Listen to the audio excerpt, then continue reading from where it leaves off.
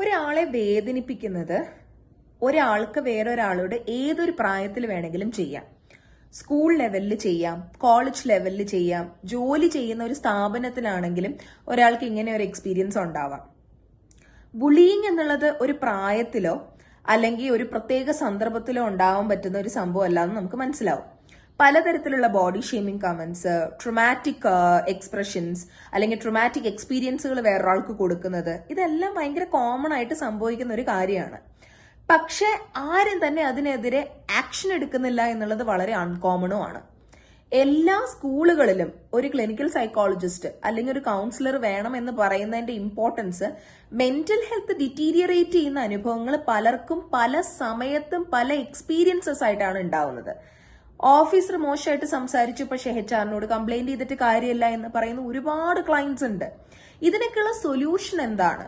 അതായത് body shaming ചെയ്യാൻ പാടില്ല, അതൊരു റൂളൊന്നും അല്ലല്ലോ, അത് കുറച്ചുകൂട്ടം ആൾക്കാർ പറയുന്നല്ലേ എന്നൊരു മഹാനടനി എടുത്തിടെ പറയലുണ്ടായി.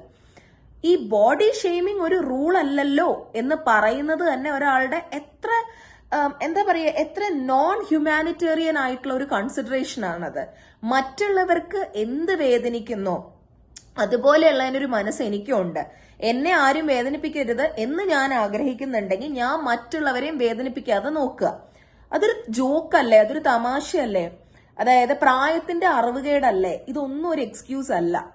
ഒരാള് മറ്റൊരാളുടെ രീതിയിൽ കാരണം കൊണ്ട് ശാരീരികമായിട്ട് മാത്രമായിരിക്കില്ല വേദന അനുഭവിക്കുന്നത്. മാനസിക പീഡനം എന്ന് പറയുന്ന ഒരു സെക്ഷനും കൂടി ഉണ്ടാവണം. അതായത് ഒരാളെ ആത്മഹത്യ ചെയ്യത്തക്ക രീതിയിൽ മറ്റൊരാള് പുഷ് ചെയ്യുന്നുണ്ടെങ്കിൽ that is definitely an abusive behaviour. നിസാര കാര്യങ്ങൾ തൊട്ട് വലിയ വലിയ കാര്യങ്ങളൊക്കെ പറഞ്ഞ് പല രീതിയിലും ഒരാൾ ഹേർട്ട് ചെയ്തിട്ട് എത്രയോ സ്കൂൾ അതുപോലെ കോളേജ് ലൈഫിൽ ഇപ്പം റാഗിംഗ് ഒന്നും ഇല്ലാന്ന് പറയുവാണെങ്കിലും ടീച്ചേഴ്സിനോട് പോലും കുട്ടികൾ പറയാൻ പേടിക്കുന്നത്, ആ സ്കൂളിലും അല്ലെങ്കിൽ ആ ഒരു ഇൻസ്റ്റിറ്റ്യൂഷനിലും ഒരു കൗൺസിലർ ഉണ്ടെങ്കിൽ അവരോട് പോലും പറയാൻ പേടിക്കുന്ന രീതിയിൽ എത്ര അനുഭവങ്ങള്. എനിക്ക് അറിയാവുന്ന ഒരു കുട്ടിയെ വട്ടം ചേർന്ന് ഫ്രണ്ട്സ് അബ്യൂസ് ചെയ്തിട്ടുള്ള ഒരു ഇൻസിഡന്റ് ഉണ്ടായിട്ടുണ്ട്. അതായത് എന്താ പറയാ, ഒരു നീ വേദിയല്ല, നിന്നെ കാണാൻ കൊള്ളില്ല, നീ നിനക്ക് മാത്രമല്ല ടോപ്പർ ആവാൻ പറ്റുന്നത്, ഞങ്ങൾക്കും ടോപ്പർ ആവാൻ പറ്റും എന്നൊക്കെ പറഞ്ഞ് എത്രയോ കുട്ടികൾ ആത്മഹത്യ ചെയ്യണം എന്ന് പറഞ്ഞ് ആലോചിച്ചിട്ട് വേണ്ട ഒരു ലാസ്റ്റ് ട്രൈ എന്നുള്ള രീതിയിൽ ഒരാളോട് സംസാരിച്ച് എന്തെങ്കിലും രീതിയിൽ എനിക്ക് ടീച്ചേഴ്സിനോടും അതുപോലെ ഇൻസ്റ്റിറ്റ്യൂഷനിലുള്ള ആൾക്കാരോടൊക്കെ പറയാനുള്ളത് എന്താന്ന് വെച്ചാൽ, ഇങ്ങനെ ഒരു ഇൻസിഡന്റ് നിങ്ങളുടെ ശ്രദ്ധയിൽ പെടുകയാണെങ്കിൽ അതൊരു കുട്ടികളുടെ ഇടയിലുള്ള ഒരു വഴക്കായിട്ട് ഒരിക്കലും അതിനെ തള്ളിക്കളയരുത്. അതിനെതിരെ സ്ട്രിക്റ്റ് ആയിട്ടുള്ള ഒരു ആക്ഷൻ എടുക്കണം.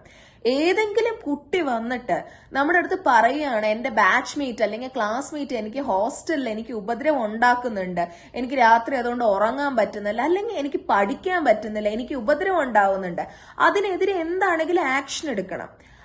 കുറെ പേര് സംഘടിതമായിട്ട് ചേർന്ന് ഒരാളെ ഒറ്റപ്പെടുത്തുന്ന ഒരു കാര്യം. ഓക്കെ, ഇനി ഒരാളുടെ ഭാഗത്ത് നിന്ന് 12ലും ഒക്കെ കുട്ടികൾക്ക് അറിയാത്ത പ്രായത്തിൽ പലതരത്തിലുള്ള മിസ്റ്റേക്സ് ഉണ്ടാവും.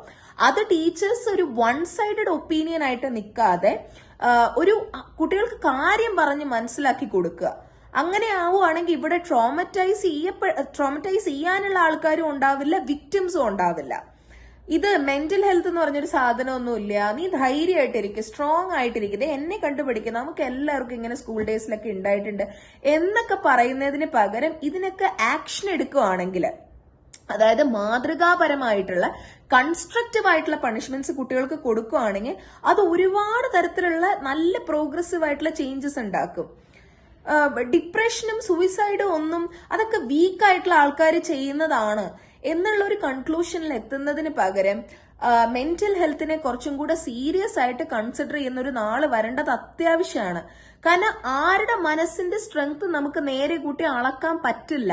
സംബഡി ഹൂ വിൽ ബി എനിക്ക് പ്രശ്നമൊന്നുമില്ല, എനിക്ക് അങ്ങനെ വിഷമമൊന്നും ആയില്ല എന്ന് വിചാരിക്കുന്ന ഒരാൾ ചിലപ്പോൾ എഫക്റ്റഡ് ആയിട്ടുണ്ടാവും. എല്ലാവരുടെ വേദനയും എല്ലാവരുടെ സങ്കടവും ഒരുപോലെ ട്രീറ്റ് ചെയ്യണം നമ്മൾ. And be kind to one another. Doctor Gayathri Menon, clinical psychologist.